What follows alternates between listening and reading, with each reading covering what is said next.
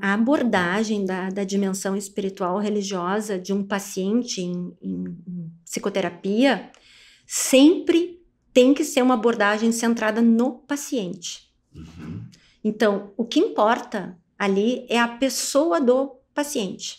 Então, sempre o psiquiatra vai partir dali, das referências que o paciente tem. Hoje, como essa dimensão ela já começa a ser mais reconhecida, inclusive as escolas médicas já têm no seu currículo algumas, no Brasil ainda são poucas, mas nos Estados Unidos muitas escolas médicas já têm no seu currículo a disciplina de espiritualidade. O profissional da área da saúde, ele tem que ter um treinamento para como abordar isso, né? Ele tem que ser uma pessoa religiosa? Não, de forma nenhuma, né? Pois é, como é que funciona isso? Porque geralmente a gente entende que ou tem que ser religioso para falar de religião? Não necessariamente, porque a religião é um fato social, né? Como é que isso funciona na clínica daí? Uhum. Os médicos são religiosos, não são religiosos? Uhum. Como é que funciona essa relação e como isso pode ou não interferir, né? Porque às vezes em outras áreas a gente vê, assim, por relatos, que vira e volta, por exemplo, situação bem de outra área, ensino religioso, contexto escolar, vira e volta a vivência da pessoa docente acaba interferindo na prática pedagógica, né? Claro. Então, isso são alguns limites, alguns entraves dentro do contexto do ensino religioso, por exemplo, mas como isso funciona na clínica médica, né? E se, por exemplo, o médico professa uma fé, vamos supor, ele seja ou ela uma pessoa religiosa e entra ou não em conflito com a religião ou a religiosidade do paciente ou da paciente. Como é que funciona esse contexto todo? Professora Yuri, essa é uma questão fundamental, né, de que o psiquiatra, o psicólogo tenha muito claro esses limites, né. Claro que o profissional, ele não é neutro, não existe essa pretensa neutralidade absoluta que nem na área do ensino, né, não existe isso. Mas essa abordagem a partir do paciente, então, dentro da questão da investigação, né, da psique, enfim, da anamnese, isso deve ser perguntado, deve ser investigado, né. Claro, num ambiente de psicoterapia a gente tem tempo para isso, né, são sessões, um paciente que está em psicoterapia sistemática vai ter, né, às vezes anos de terapia, onde se tem tempo para tratar dessas questões. Mas vamos pensar num médico que está lá no posto de saúde e que tem pouco tempo para falar com o paciente. Hoje em dia, imagina as consultas, né, o volume de trabalho que os colegas têm, né. Então, existem algumas entrevistas estruturadas, né? Os americanos gostam muito de entrevistas estruturadas, né? Então, é claro que já tem entrevistas estruturadas para investigar essa área. Tem uma que é um acrônimo, como é? FICA. F-I-C-A. FICA, de faith, fé. Pode perguntar. Ah, tá. Qual é o senhor, a senhora tem alguma fé, alguma crença, acredita em algo maior? A pessoa vai dizer sim, não, né? Isso dá para fazer rápido, em poucos minutos. Fé.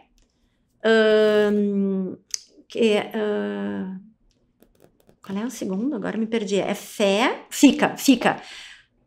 Importance. Importance. Qual é a importância, se a pessoa disser que tem uma fé, uma crença, qual é a importância que isso tem na sua vida? Né? Depois, C de community. Comunidade. O senhor pertence a algum grupo religioso, alguma instituição, enfim, alguma comunidade religiosa? Porque isso já vai dando informações muito importantes para o médico, né?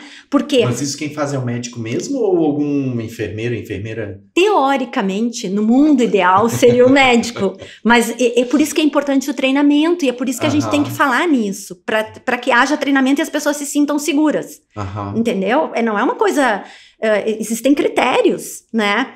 E por último, o do fica o address, é como que a pessoa quer que isso seja tratado, essa dimensão, dentro do tratamento dela. Ela quer que isso seja falado, então isso é muito importante. Por exemplo, se a pessoa tem uma crença, A gente sabe que pessoas que têm uma religiosidade, espiritualidade mais desenvolvida, isso impacta em alguns desfechos em saúde. Exemplo, por exemplo, pessoas que têm uma religiosidade, espiritualidade, elas tendem a cuidar melhor da saúde, elas tendem a participar mais de campanhas de vacinação. Isso é uma tendência, a gente não pode generalizar, óbvio, né? Tem pessoas religiosas que cuidam muito mal da sua saúde, né? Mas, digamos, a gente trabalha sempre com evidências em ciência, né? Existem evidências que apontam nesse sentido de uma associação positiva entre religiosidade e espiritualidade e desfechos positivos em saúde.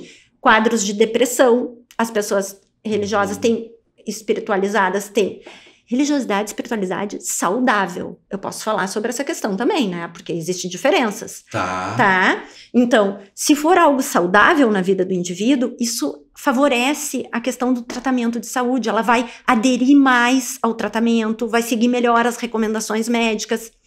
Por exemplo, se ela pertencer a um grupo, a uma comunidade, o médico já sabe que talvez vai contar com uma rede de apoio no tratamento daquela pessoa. Sim. Quem que pode chamar, quem que pode contar para ajudar quando a pessoa está doente, né? E na questão de como a pessoa quer que isso seja abordado no tratamento, é muito importante isso, por exemplo, nos casos de terminalidade. No caso de doenças graves, o paciente terminal, que o paciente quer que isso seja abordado. E muitas vezes ninguém fala com o paciente. A pessoa está morrendo e a própria família não fala, e o profissional, a equipe de saúde não fala, e a pessoa morre sozinha, que nem eu digo, né? Sem nenhum tipo de assistência espiritual.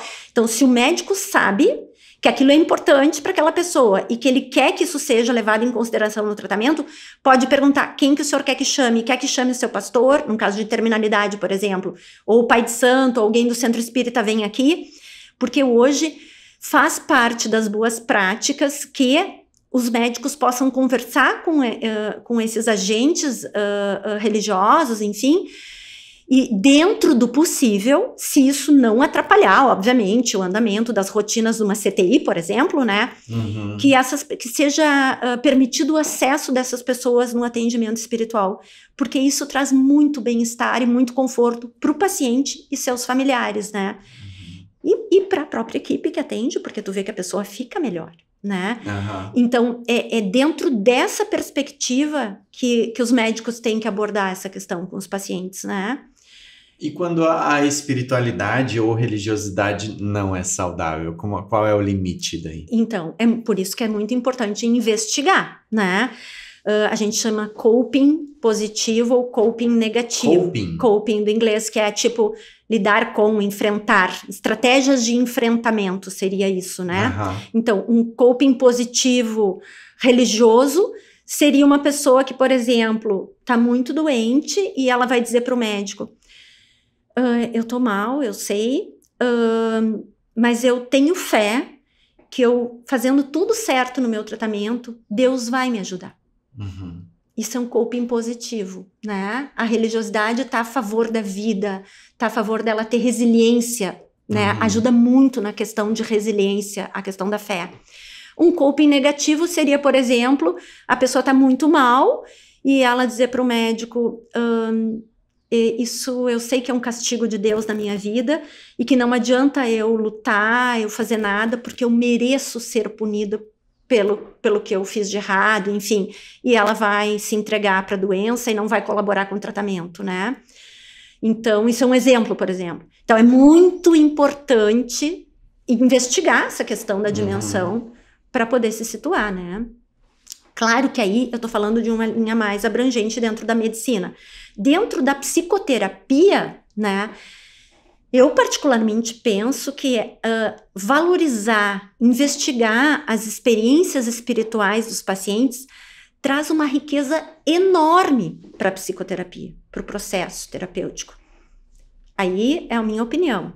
Uma psicoterapia que não contemple, lá pelas tantas, a dimensão espiritual, na minha modesta opinião, vai ficar rasa, superficial.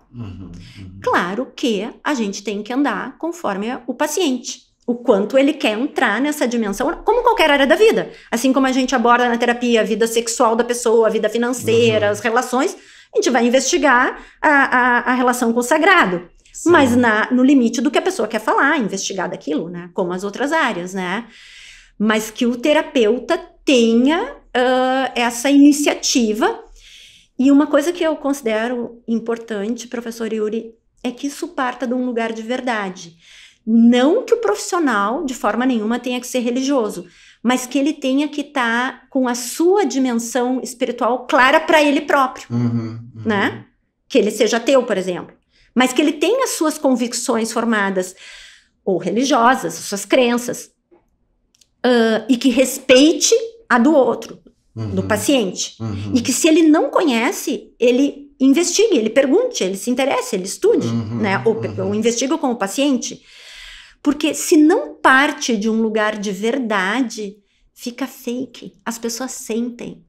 Sabe? Que fica uma coisa tipo um dado de anamnese, que nem eu perguntar para o paciente assim, qual é o teu endereço? Que eu vou lá preencher uma ficha, tu entendeu? Na dimensão espiritual, não é assim que se trata isso. Tem que ter uma profundidade, tem que ter um respeito, um entendimento. E no caso das pessoas que não têm uma religião, por exemplo, né?